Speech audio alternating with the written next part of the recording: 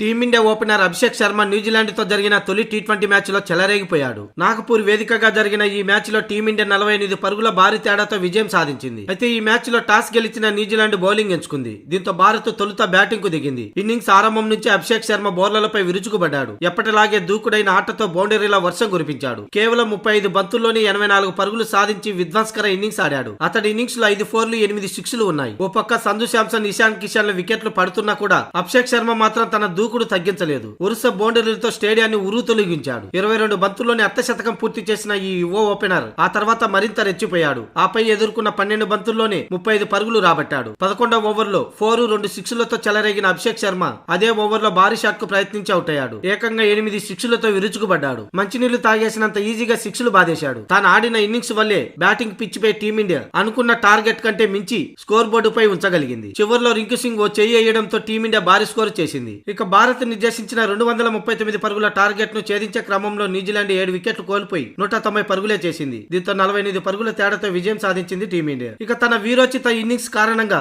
అభిషేక్ శర్మకు man of the match award లభించింది. అయితే తన ప్రదర్శనపై అభినందనలు వెల్లువెత్తుతున్నాయి. ఇదే ఫామ్ ను టీ20 వరల్డ్ కప్ లో కొనసాగిస్తే ఇక టీమిండియాకు తిరుగు ఉండదనే అభిప్రాయాలు వ్యక్తమవుతున్నాయి. తన ఇన్నింగ్స్ వల్ల వార్ వన్ సైడ్ గా ముగుస్తుందని పాకిస్తాన్ మాజీ ఆటగాడు షోయబ్ అఖ్తర్ అన్నాడు. టీ20 వరల్డ్ కప్ లో ప్రతి జట్టుకు అభిషేక్ శర్మనే టార్గెట్ గా ఉంటాడని, తాను క్రీజులో 5 ఓవర్లు ఉన్నా సరే ఆ మ్యాచ్ అల్లకొలంగా మారిపోతుందని, అందుకే అతన్ని అవుట్ చేసేందుకే వ్యూహాలు రచిస్తారంటూ షోయబ్ అఖ్తర్ చెప్పుకొచ్చాడు. తాను చాలా ప్రమాదకరమైన ఆటగాడని, ప్రత్యర్థి జట్లు అతన్ని ఎంత త్వరగా అవుట్ చేస్తే ఆ జట్టుకు అంత ఉపయోగం ఉంటుందని అన్నాడు. అంతేకాకుండా టీమిండియాలో చాలా మంది మ్యాచ్ ఫినిషర్లు ఉన్నారు. ఆ జట్టు వరల్డ్ కప్ లో ఫేవరెట్ గా బరిలోకి దిగుతుందనడంలో సందేహం లేదని అన్నాడు.